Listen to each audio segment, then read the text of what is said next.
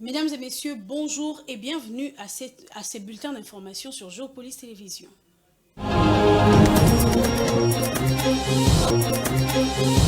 Ouvrons ces bulletins par une brève. Afani Idrissa Mangala a été officiellement investi candidat du parti présidentiel l'Union pour la démocratie et les progrès sociaux UDPS de Tshisekedi au poste de président du Sénat de la République démocratique du Congo. Le dépôt de sa candidature va intervenir ce mardi 6 août au Palais du Peuple où une mobilisation de grande envergure est attendue.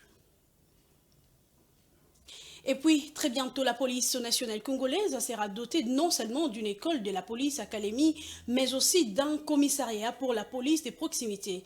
C'est ce qui ressort des échanges de ce lundi 5 juillet entre le vice-premier ministre, ministre de l'Intérieur, Sécurité et Décentralisation et Affaires coutumières avec l'agence japonaise JICA.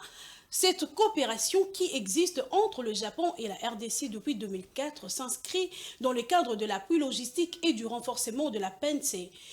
Je vous propose donc de suivre Hideki Makihara, qui est député secrétaire général du groupe parlementaire Amitié du Japon-Union africaine. Suivez. En fait, on avait l'audience avec son Excellence Monsieur Chabani. Nous sommes les membres parlementaires d'amitié Japon-Union africaine et qui a l'objectif de développer les relations le Japon entre les pays africains. Et notamment, votre pays est considéré comme un partenaire important pour nous.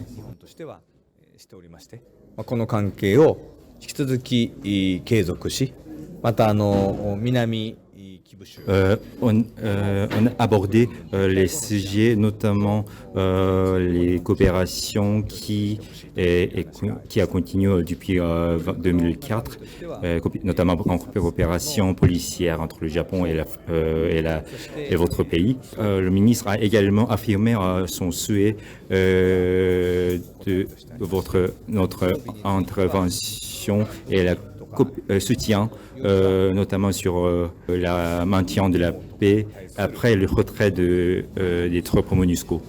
Le commissariat nous a expliqué que les besoins de votre pays et la formation et les équipements. Et ils ont expliqué également que les équipements ne sont pas des armes, mais c'est plutôt les équipements contre yacht. Dans un autre chapitre, une centaine de jeunes de la Force du Progrès sont jugés en flagrance pour avoir tenté de s'attaquer à la résidence de l'ex-chef de l'État, Joseph Kabila. Cette situation est venue se rappeler la violence qui caractérise certaines organisations et ligues de jeunes des partis politiques en République démocratique du Congo. Des détails avec Don Momat. À Kinshasa, l'insécurité urbaine est alimentée par des jeunes délinquants appelés Kuluna. Mais ces derniers ne sont pas les seuls à menacer la quiétude des Kinois. Les jeunes qui ne sont pas forcément des Kuluna, bien que certains puissent en faire partie, membres des ligues de jeunes pour des partis politiques, représentent eux aussi une véritable menace. Ils sont souvent à l'origine des violences dans la ville, particulièrement durant les périodes de tensions politiques. L'histoire est parsemée de nombreux exemples de violences orchestrées par ces jeunes. La dernière en date remonte au mois de juillet dernier, lorsqu'une centaine de jeunes identifiés comme appartenant à la Force du Progrès, une organisation identifiée comme proche du parti au pouvoir, s'en sont pris à la résidence d'un particulier avant de tenter de déverser leur colère sur la résidence de l'ex-chef de l'État, Joseph Kabila. Plus de 130 d'entre eux ont été arrêtés dans 2 parcelles voisines transformées en résidences, bases et cachots en une seule nuit au cours d'une opération de la police dans la commune d'Engaliema. Peu avant, les jeunes de la même organisation, à la suite d'une crise interne, s'étaient également illustrés par des violences en brûlant des pneus et en barricadant les routes. Ils ne sont pas les seuls à exceller dans l'art de la violence. On se souviendra que lors des moments de forte tension, il y a quelques années, la violence est souvent organisée, voire entretenue par des jeunes des partis politiques, tant du pouvoir que de l'opposition, particulièrement en période électorale. Ces jeunes s'y recrutent parmi les sportifs, les agents travaillant dans des sociétés de sécurité et même parmi le Kuluna. Certains en sont arrivés à en faire une profession, celle qui crée et développe leurs propres opportunités économiques. L'exercice de ces métiers donne naissance à un véritable réseau professionnel qui a érigé la violence en mode de règlement des conflits. Ces jeunes sont alors utilisés pour violenter ou simplement dissuader les adversaires politiques. Selon une rumeur qui court dans les rues, certains de ces jeunes seraient même payés, au même titre que les fonctionnaires de l'État, par les partis qui les entretiennent. Voilà autre chose. À présent, après investiture du gouvernement provincial de Kinshasa le samedi 4 août 2024 devant les députés provinciaux en session extraordinaire et la présentation du programme quinquennal du gouverneur de la ville-province de Kinshasa, Daniel Bumba, la population quinoise s'est exprimée sur leurs attentes vis-à-vis du nouveau gouvernement provincial installé. Selon cette dernière, le changement de mentalité du Quinois est l'élément important pour faire développer la capitale de la République démocratique du Congo. Ils sont au micro de Marie Zampoleli. Va me rejoindre pour que je puisse lui remettre officiellement. Le gouverneur de la ville-province de Kinshasa, Daniel Bumba, a présenté ce samedi 4 août 2024 devant les députés provinciaux réunis en session ordinaire le programme quinquennal de son gouvernement, chiffré à plus de 10 milliards de dollars américains et réparti en 5 axes. Parmi les points prioritaires de ce programme, il y a notamment la sécurité, la salubrité et modernité qui, selon le gouverneur, ont un caractère urgent, d'où la mobilisation de ressources. Parmi les mesures urgentes, la construction de logements sociaux, construction de routes secondaires, l'augmentation de patrouilles dans la ville et du nombre de sous-commissariats dans deux coins le plus chauds de la capitale et le renforcement de l'éclairage public.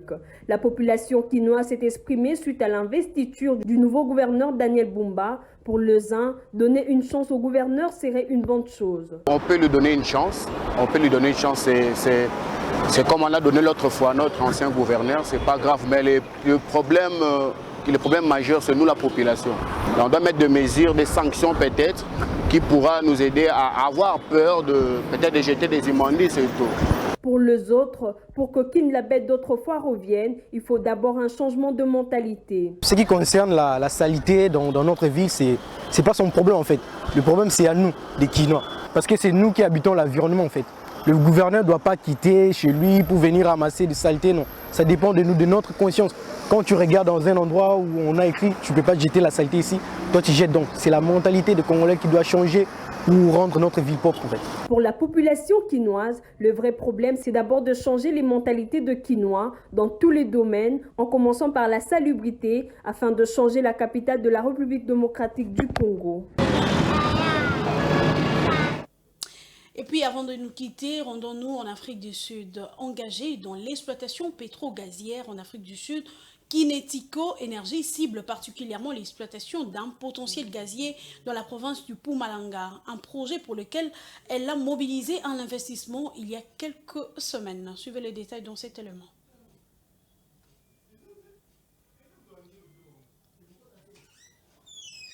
Voilà, nous ne pourrons pas diffuser cette information. Vous aurez les détails dans la grande édition du journal à 19h30. Mesdames et messieurs, c'est par ici que nous mettons un point final à ces bulletins d'information. Merci de nous avoir suivis et très bonne suite de programme sur Géopolis Télévision.